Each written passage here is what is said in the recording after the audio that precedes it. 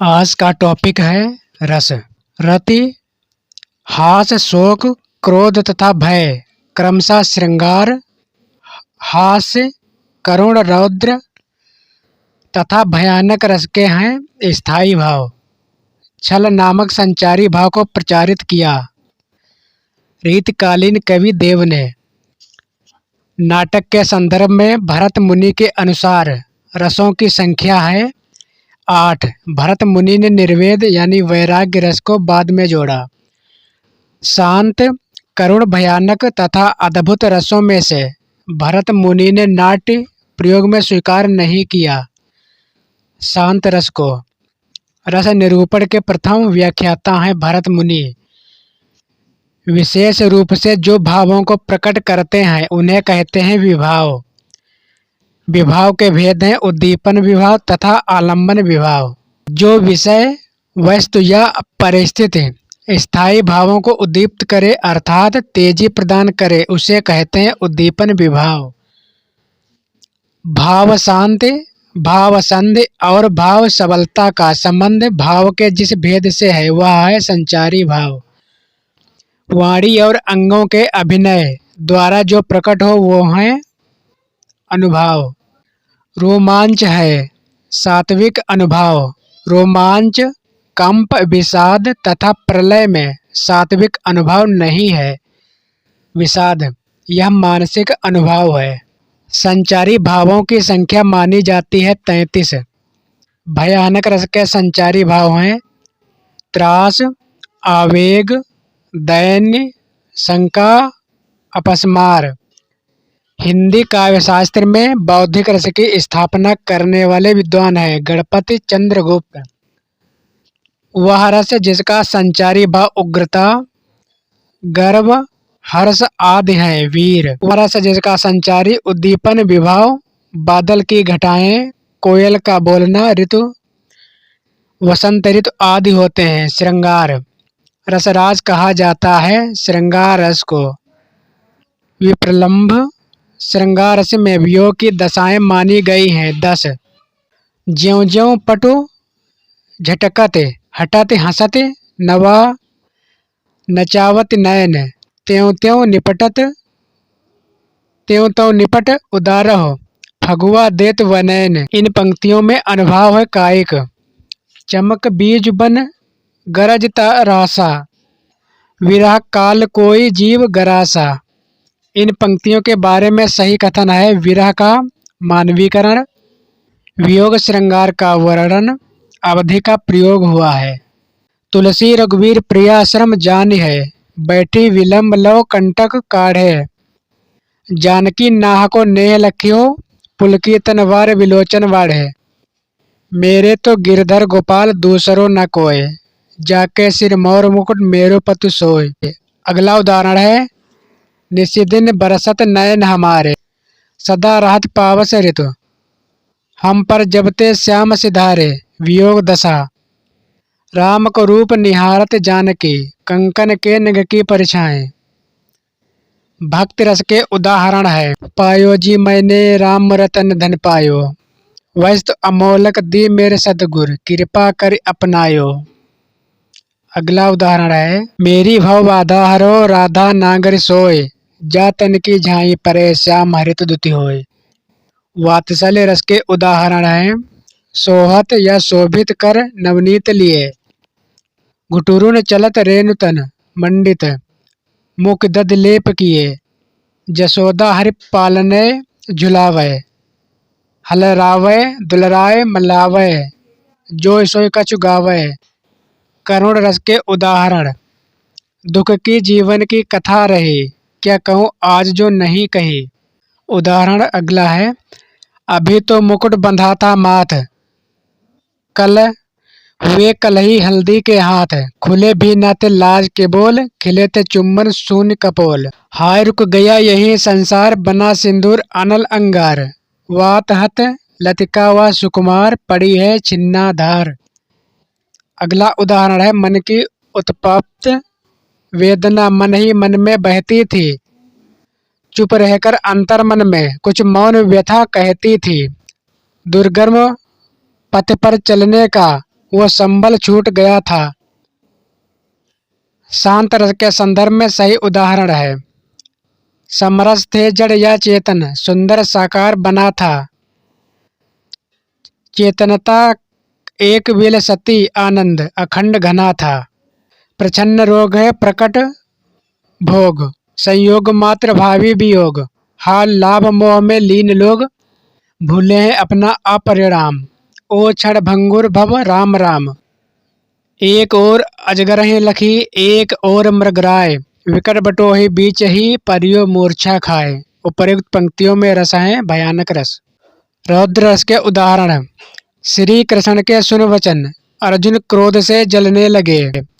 सब शोक अपना भूलकर करतल युगल मलने लगे। अगला उदाहरण है, जो तुम्हार अनुशासन पावो, कंदुक इव ब्रह्मांड उठावो। कांचो घट सम डारो फोरी, रोको मेर मुलुक जिम तोरी। अद्भुत रस के उदाहरण हैं। राग है कि, रूप है कि, रस है कि, जस है कि, तन है कि, मन है कि, प्राण है कि, प्यारी है। अगला उदाहरण है, अखिल भुवनचर अचर जग, हरिमुख में लखिमातु। चकित भई गदगद वचन, विकसत द्रग पुलकातु। हास्य रस के उदाहरण। विंध्य के वासी उदासी, तपोव्रत धारी महाबिनु नारी दुखारे। मैं ऐसा महावीर हूँ, पापड़ तोड़ सकता हूँ। अगर गुस्सा आ जाए तो कागज को मरोड़ सकता हूँ। अगला उदाहरण है, आधा पात बबूल का, तामे तनिक पिसान। लालाजी करने लगे छठे क्षमा से दान। विभत्स रस के उदाहरण। सिर पर बैठियो काग, आंख दो खात निकारत। खींचत जीभें प्यार अतिथि आनंद उर धारत। गीत जांग को खोद खोद के मांस उपारत। स्वर्ण अंगुर काट काट के खात विदारत। जब तय इततय घनश्याम सुजान, अचानक ही बल संग सिधारे। कर पे मुख चंद धरे, सजनी नित सोचत है तू कहा मन मारे।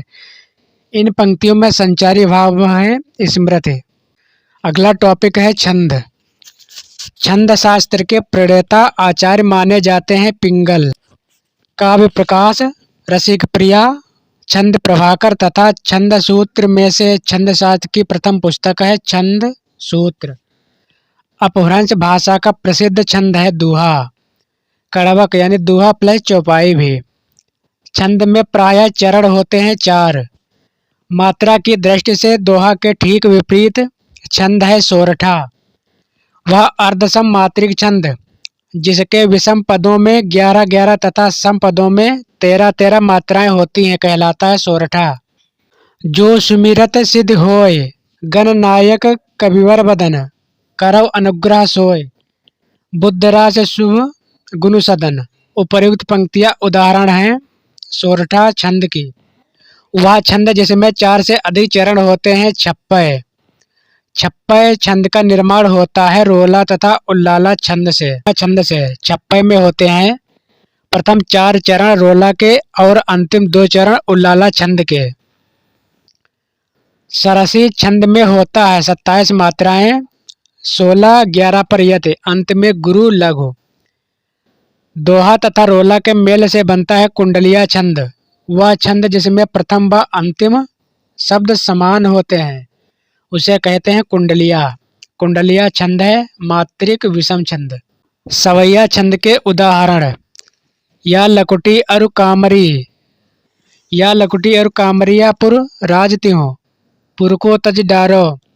अगला उदाहरण है, नेही महाब्रज भाषा प्रवीण और सुंदरतान के भेद को जाने। भाषा प्रवीण सुछंद सदा रहे, सो घंजी के कवित्व बखाने। वह छंद जिसमें 12 और 7 की यति से कुल 19 मात्राएं होती हैं उसे कहते हैं बरवय। अबध शिला का उस पर था भार, तिल तिल काट रही थी दृग जलधार। उपर्युक्त का पंक्तियों में है बरवय छंद। अवधि का निजी छंद माना जाता है बरवय को।